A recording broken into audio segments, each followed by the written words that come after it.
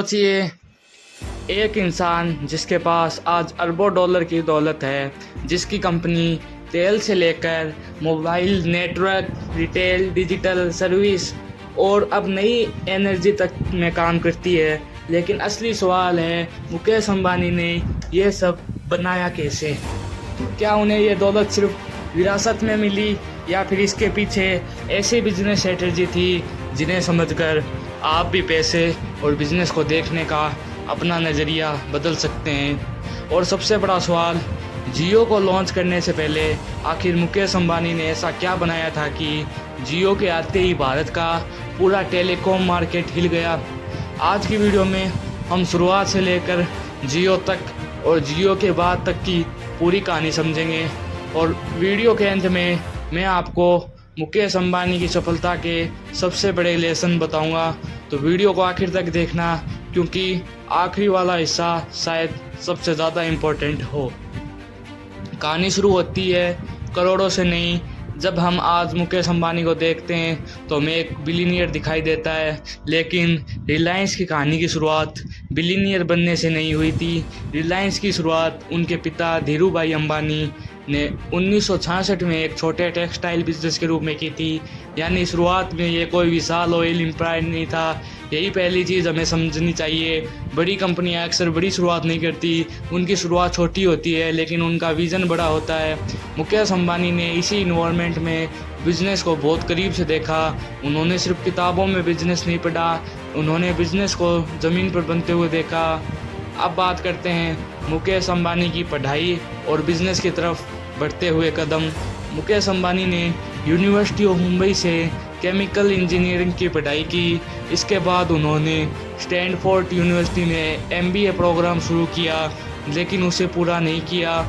रिलायंस में वापस आ गए और यहीं से कहानी इंटरेस्टिंग होती है। लेकिन अब सवाल ये था, क्या वो सिर्फ अपने पिता के बिज़नेस को संभालेंगे या उसे बिल्कुल अलग लेवल पर ले जाएंगे? उन्होंने दूसरा रास्ता चुना। एक बहुत बड़ा फैसला लिया मुकेश अंबानी ने। उन्होंने रिलायंस ने टेक्सटाइल और प्लेफोर्ट से आगे बढ़कर पेट्रोकेमिकल और मैन्युफैक्चरिंग में तेज़ी से एक्सपेंशन किया। 1980 में पतंगाना प्लांट और बाद में हजीरा जैसी प्रोजेक्ट ने रिलायंस को एक बड़ी इंडस्ट्री प्लेयर में बदलने में मदद की। अब ज़रा सोचिए, एक तरफ सामान्य बिजनेसमैन होता है जो कहता है जो बिज़नेस चल रहा है उसी को चलने दो, और दूसरी तरफ वो बिजनेसमैन होता है जो पूछता है अगर मैं पूरी सप्लाई चेन अपने कंट्रोल में ले लूँ तो। रिलायंस ने धीरे धीरे इसी इंटीग्रेटेड मॉडल की तरफ कदम बढ़ाया और इसका सबसे बड़ा एग्जाम्पल बना जामनगर वो प्रोजेक्ट जो साल 2000 के आसपास रिलायंस ने गुजरात के जामनगर में एक विशाल रिफाइनरी कॉम्प्लेक्स कमीशन किया। रिलायंस के अनुसार यह उस समय दुनिया की सबसे बड़ी ग्रास रोड्स रिफाइनरी थी, जिसे 36 महीनों में तैयार किया गया था। अब सोचिए, इतने बड़े स्केल पर रिफाइनरी बनना कोई छोटा काम नहीं था। और यही मुकेश अंबानी की बिजनेस थिंकिंग को समझने की है। वो सिर्फ एक प्रोडक्ट बेचने के बारे में ये नहीं सोच रहे थे, वो सोच रहे थे कच्चा माल आएगा कहाँ से, उससे प्रोडक्ट कैसे बनेगा, उसकी प्रोसेसिंग कैसे होगी, उसका डिस्ट्रीब्यूशन कैसा होगा। यानी बिजनेस को अलग अलग हिस्सों में देखने की बजाय एक पूरी चेन की तरह देखा। और यही स्केल बाद में रिलायंस की सबसे बड़ी ताकत बना। लेकिन असली धमाका अभी बाकी था। अब तक रिलायंस एनर्जी और पेट्रोकेमिकल में बहुत मजबूत हो चुका था, लेकिन मुकेश अंबानी ने एक और मार्केट देखा, वो था टेलीकॉम और इंटरनेट। और यहीं से शुरू हुई वो कहानी जिसने करोड़ों भारतीयों की इंटरेस्ट यूज बदल दी। उसका नाम था जियो। अब जियो का असली गेम क्या था वो समझेंगे। 2016 में रिलायंस ने जियो की कम्युनिकेशन सर्विस लॉन्च की। रिलायंस अपने सबसे बड़े डिजिटल ट्रांसफर प्रोजेक्ट में से एक बताता है। आप सोचिए, एक नया टेलीकॉम प्लेयर मार्केट में आता है और मार्केट में पहले से बड़े बड़े प्लेयर मौजूद है। तो नया प्लेयर क्या करता है? आमतौर पर थोड़ी कम कीमत, कुछ ऑफर्स, बल्कि उस चौकल। यहाँ एक बहुत इम्पोर्टेंट बात समझिए, अगर जियो सिर्फ टेलीकॉम कंपनी होती तो कहानी शायद इतनी बड़ी नहीं होती।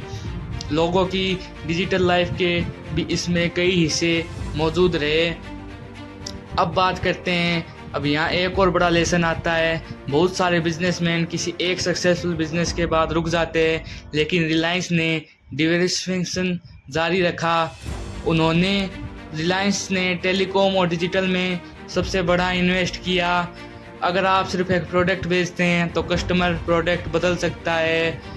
कई लोग सोचते हैं बिजनेस शुरू करो और जल्दी प्रॉफिट निकालो, लेकिन बड़े बिजनेसमैन में कई बार कहानी उल्टी होती है।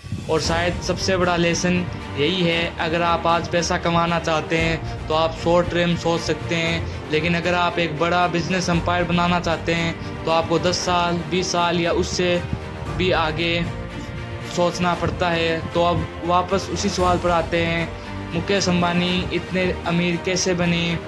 बार बार बदलती दुनिया में अगले बड़े मार्केट को पहचानने की उनमें वो शक्ति थी जो शायद हर आम इंसान के पास नहीं होती है। अगर आपको ऐसे ही बिजनेस और मनी स्टोरीज पसंद है तो हमारे चैनल को सब्सक्राइब कर लो, क्योंकि आने वाली वीडियो इन्हीं टॉपिक्स के ऊपर होने वाली है।